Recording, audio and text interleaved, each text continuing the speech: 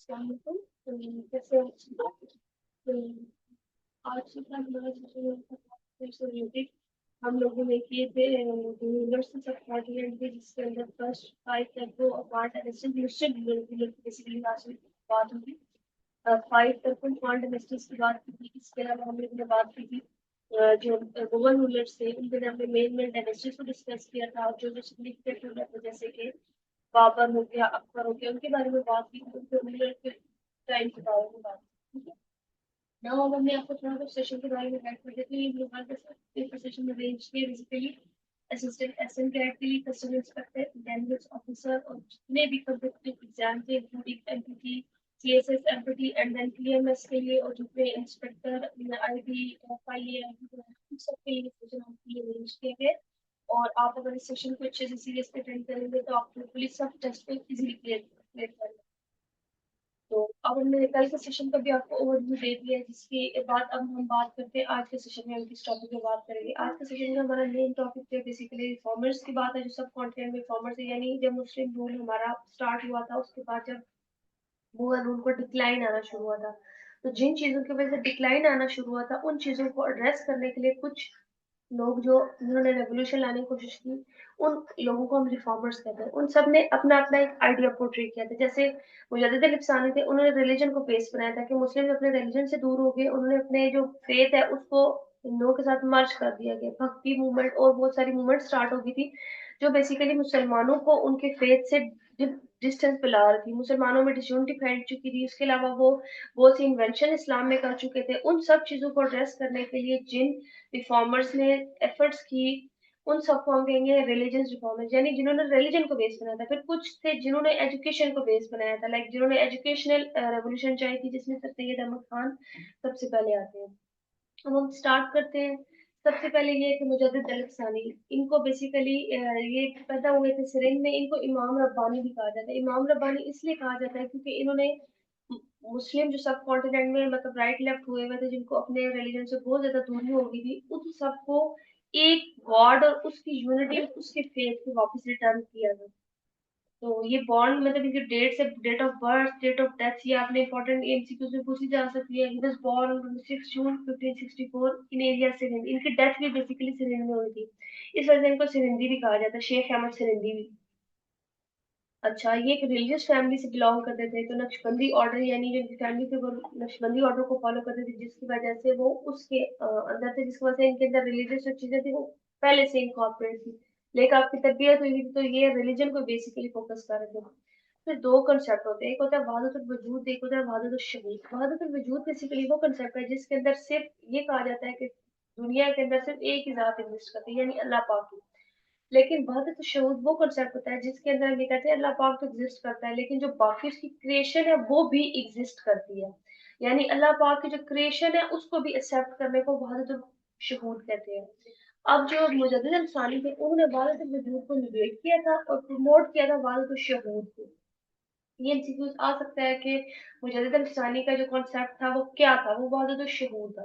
अब एक और क्वेश्चन आता होता है पीपीएससी के, एफपीएससी में फ्रीक्वेंटली क्वेश्चन पूछा जाता है, जिसके अंदर ये कहा जाता है कि वहदतुल वजूद की जो डॉक्ट्राइन है सबसे पहले किससे स्टार्ट की, वो शेख इब्न अरबी ने स्टार्ट की थी।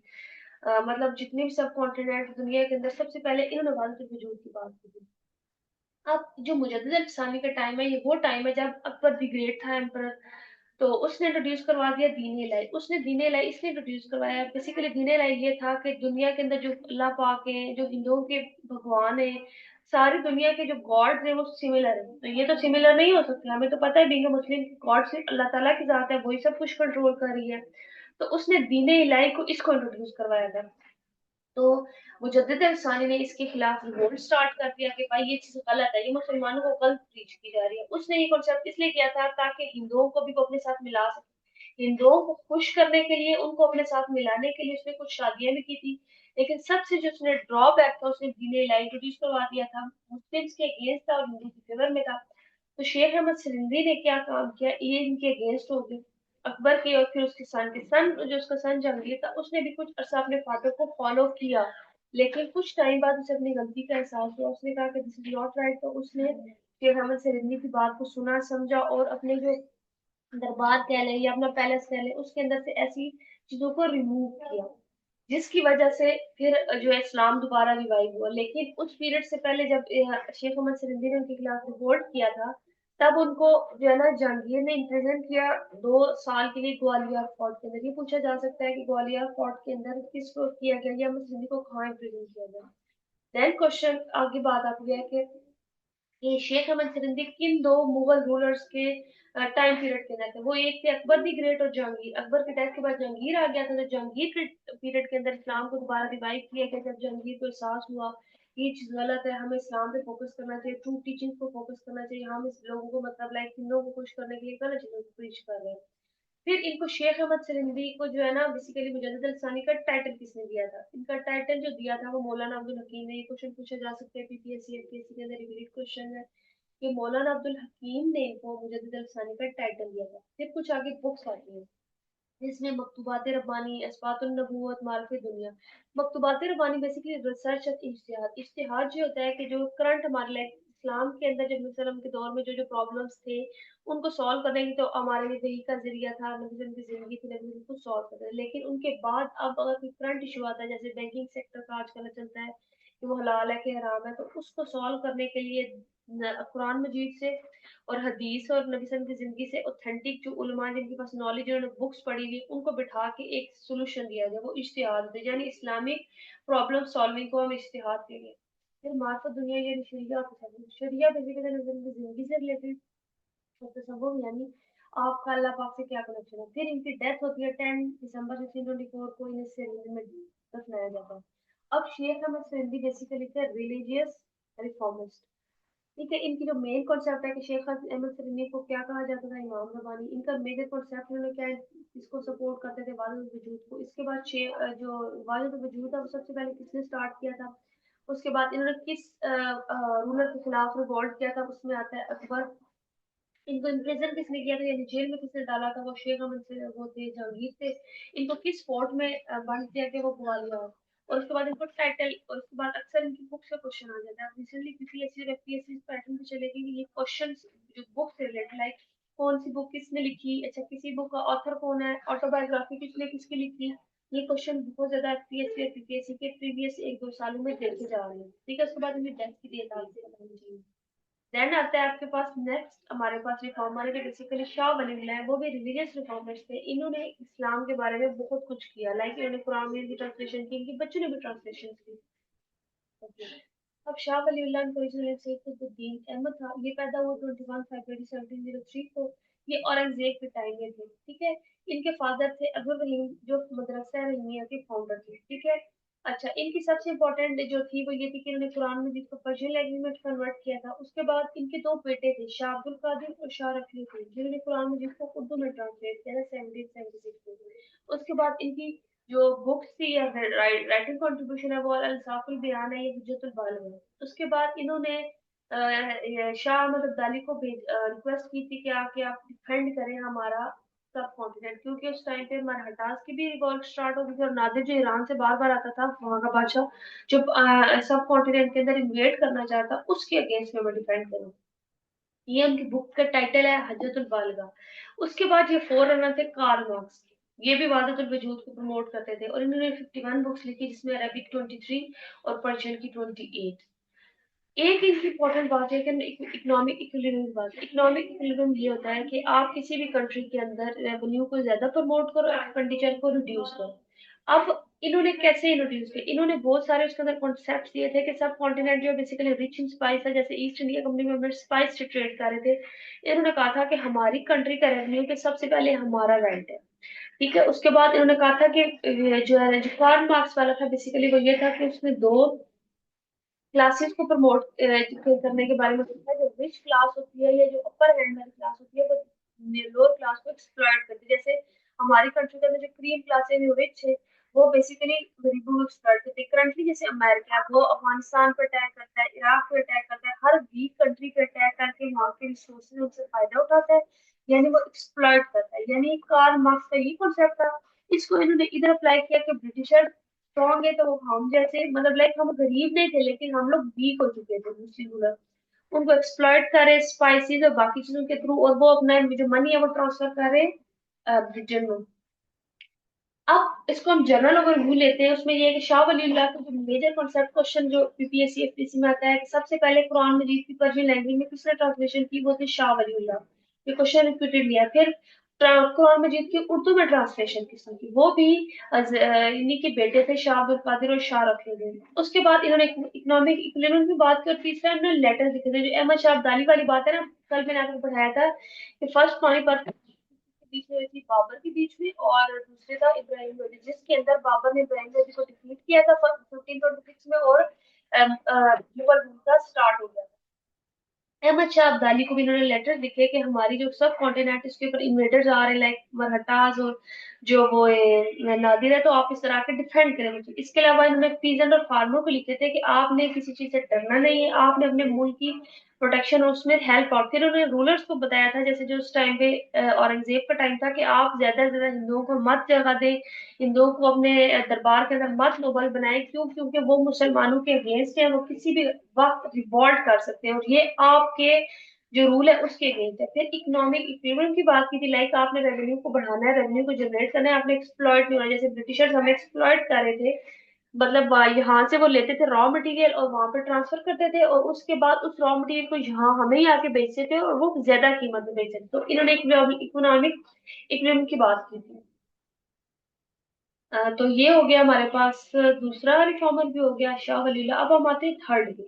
अब पीछे मैंने आपको बताया है कि जो पिछले दो रिफॉर्मर्स थे वो बेसिकली रिलीजन वाइज थे, लाइक उन्होंने मुसलमानों के फेथ को ठीक करने की, मुसलमानों के अंदर जो हिंदू की प्रैक्टिस थी उसको खत्म करने की थी। अब जो सर सैयद अहमद खान है, सर सैयद अहमद खान बेसिकली थे एजुकेशनल रिफॉर्मिस्ट। ये वो इन्होंने बेसिकली एजुकेशन में देखा कि मुस्लिम जो है वो एजुकेशन से दूर है, जिसकी वजह से उन्होंने उनको मेजर पोस्ट नहीं मिली। उसके बाद 1857 की जो वॉर ऑफ इंडिपेंडेंस हुई थी, वो इंडियन हिंदू और मुसलमानों दोनों ने मिलकर की थी, लेकिन उसका सारा प्रेशर या मलबा सिर्फ मुसलमानों पर डाल दिया था। इसकी वजह से भी ब्रिटिशर्स मुसलमानों से दूर थे। इसके अलावा मुसलमान लोग जो थे वो साइंस से भी दूर थे, वो इंग्लिश भी नहीं सीखना चाहते, वो कहते थे नहीं हमारी रह, क्योंकि उस टाइम पे कोर्ट लैंग्वेज पर्शियन चल रही थी। लेकिन रिवॉल्ट के बाद जब ईस्ट इंडिया कंपनी की बजाय ब्रिटिश क्राउन आ गया, तो उन्होंने देखा कि मुसलमानों का तो कोई हाल नहीं रहा, हर तरह से मुसलमान डाउनफॉल का शिकार है। तो इन्होंने एजुकेशन पे फोकस किया। इन्होंने कहा आपने पॉलिटिक्स नहीं ज्वाइन किया, आपने इंग्लिश पे फोकस करना है। दूसरा, आपने ब्रिटिशर्स के साथ अच्छे ताल्लुकात बनाने, क्योंकि अब ब्रिटिशर्स रूल में आ चुके हैं। उसके बाद क्या है, सर सैयद बेसिकली बॉर्न कब पैदा कब हुए, 17 अक्टूबर को। उसके बाद इनकी पर्सनल लाइफ से रिलेटेड है कि इन्होंने पारसा बेगम से शादी की, जिनको मुबारक बेगम भी कहा जाता है 1836 के अंदर। फिर जो है टू नेशन, अब इनका जो मेन रोल ये है कि इन्होंने टू नेशन थ्योरी की बेस रखी। वो कैसे बेस रखी कि मुसलमान और हिंदू इतने साल साथ रहने के बावजूद भी एक कौम नहीं बन सकते। मुसलमानों के बिलीफ, कल्चर, ट्रेडिशन, रहन सहन सब डिफरेंट है। इस वजह से आपने जब कांग्रेस बनी थी 1885 के अंदर, ये क्वेश्चन भी पेपर में क्वेश्चन आता है कि कांग्रेस कब बनी थी 1885 में, उसका फाउंडर कौन थे, ए ऑफ। तो तब उन्होंने कहा था कि आपने कांग्रेस को ज्वाइन नहीं करना, वो बेसिकली हिंदू मेजोरिटी है, इसको सबसे पहले हिंदू ने ज्वाइन किया, तो वो कभी भी आपके राइट्स की बात नहीं करेगी। तो वहां से उन्होंने बेस बना दी कि टू नेशन थ्योरी, यानी हमारी अपनी को सेपरेट होनी चाहिए जब तक हम एजुकेशन नहीं लेते। उसके बाद उनकी पर्सनल लाइफ ये है कि उनको जॉब मिली आगरा के में असिस्टेंट क्लर्क की, फिर मुंशी की मिली 1840 के अंदर, फिर चीफ जज बने 46 के अंदर और रिटायर हो गए। अब इनकी आगे आती है एजुकेशनल बेनिफिट्स। एजुकेशनल बेनिफिट्स में बेसिकली आते हैं, फर्स्ट स्कूल इन्होंने बनाया मुरादाबाद में, मुरादाबाद 1859 के अंदर, और गाजीपुर का 1862 के अंदर।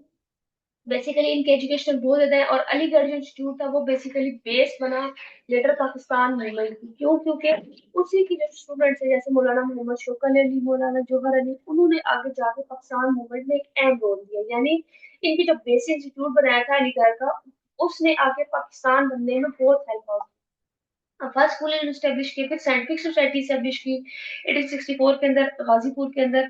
और साइंटिफिक सोसाइटी बेसिकली इंग्लिश के अंदर भी पब्लिश करती थी, उर्दू के अंदर भी, क्योंकि मुसलमान सिर्फ रिलेक्टेंट थे कि हमने इंग्लिश नहीं सीखनी, हमने साइंस नॉलेज जो गोरे दे रहे हैं हमने वो नहीं सीखनी। उन्होंने कहा नहीं, आप सीखो ताकि ही आप एक्सेल कर सकते हो, वो 1866 में। उसके बाद एक इम्पॉर्टेंट चीज जो है, इसकी वजह से हिंदू मुस्लिम यूनिटी के अगेंस्ट हुए थे, उर्दू हिंदू कंट्रोवर्सी। मतलब जब ब्रिटिश रूल था तो उस टाइम पे था पर्शियन कोर्ट लैंग्वेज थी, तो ब्रिटिशर्स ने एक एरिया था बनारस, वहां पे एक कंट्रोवर्सी स्टार्ट हो गई कि हिंदू चाहते थे वहां हिंदी आए लैंग्वेज के तौर पे, और मुस्लिम चाहते थे उर्दू। वहां से बेसिकली सर सैयद ने बहुत ज्यादा सपोर्ट किया, नहीं उर्दू आनी चाहिए। तो ये इंपॉर्टेंट क्वेश्चन है, पीएससी में पूछा जाता है, पीपीएससी में भी, कि उर्दू हिंदू कंट्रोवर्सी किस रीजन में स्टार्ट हुई और कब स्टार्ट हुई। उसके बाद कुछ इन्होंने इंस्टीट्यूट स्टैब्लिश किया। उसके बाद ये अपने बेटे के साथ इंग्लैंड गए थे। वहां पे ये ऑक्सफोर्ड, कैम्ब्रिज, उनका बेसिकली उनकी लाइब्रेरीज, उनका एजुकेशन सिस्टम स्टडी करने की, उनके एजुकेशन सिस्टम के अंदर क्या क्या चीजें जो हम इधर इम्प्लीमेंट करके बेहतर ला सकते हैं। 1869 के अंदर उन्होंने विजिट किया। उसके बाद वापस आए तो उसके बाद इन्होंने बनाया इंस्टीट्यूट मोहम्मदो एंग्लो ओरिएंटल स्कूल 1875 के अंदर। वो इसकी इन्होंने बेस रखी, जिसके 2 साल बाद उसे लॉर्ड लिटन ने इनॉग्रेट किया कॉलेज के अंदर, और इनकी डेथ के बाद 1920 में वो यूनिवर्सिटी बन गई। तो इसकी पिक्चर में मैं मेंशन कर रही हूँ, तो ये है जो रिसेंट पिक्चर लिए मैंने नेट पे, ये वो यूनिवर्सिटी है जिसकी बेस 1875 में एज स्कूल रखी गई, फिर 1877 में ये कॉलेज बना, और देन 1920 में ये यूनिवर्सिटी बनी। उसके बाद चूंकि इनके ब्रिटिशर्स के साथ बहुत अच्छे ताल्लुकात, इनको दो टाइटल्स भी दिए गए, जिसमें आता है order of star of India 1869 के अंदर, और 19 हुड का जो 1888 के अंदर इनको दिया गया। उसके बाद इनकी जो बुक्स है, इसमें कुछ बातें अहम दिया। बेसिकली मिलियम मोयर एक गोरा था जिसने नबी सल्लल्लाहु अलैहि वसल्लम की लाइफ के बारे में बुक लिखी थी और गलत बातें लिखी थी। उसके जवाब में इन्होंने कुछ बातें अहमदिया लिखी कि नबी सल्लल्लाहु अलैहि वसल्लम को और इस्लाम को डिफेंड करने के लिए। इनको बहुत ज्यादा कहा जाता है कि बहुत लिबरल थे, बहुत ओपन माइंडेड थे, इस्लाम को और साइंस को मर्ज करने में थोड़ा आउट हो गई। बट ये बात इस ये स्ट्रॉन्ग आर्गुमेंट है कि इन्होंने लाइफ ऑफ मोहम्मद के जवाब में कुछ बातें अहमदिया लिखी।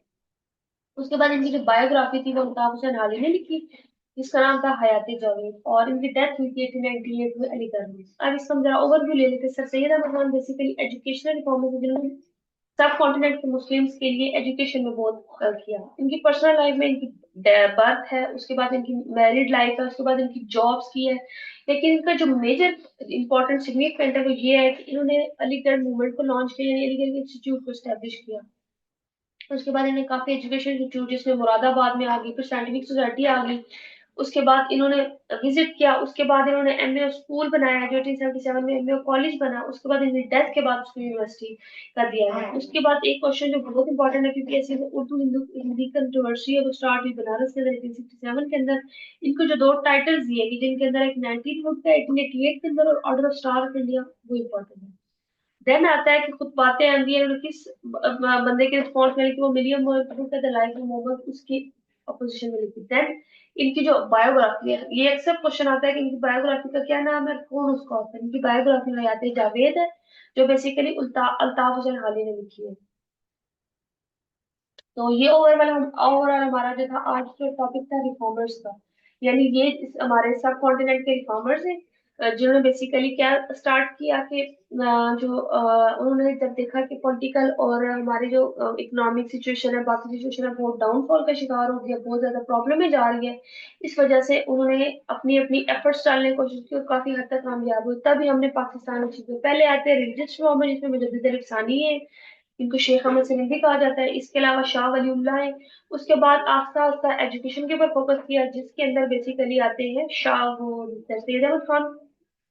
तो उन्होंने एजुकेशन पे फोकस किया कि किस तरह हम अपनी एजुकेशन को बेटर करके सब कॉन्टिनेंट में तब्दीली ला सकते हैं, मुसलमानों को अपलिफ्ट कर सकते हैं, जो मुसलमान ब्रिटिश रूल के बाद हिंदुओं से भी सप्रेस हो रहे थे।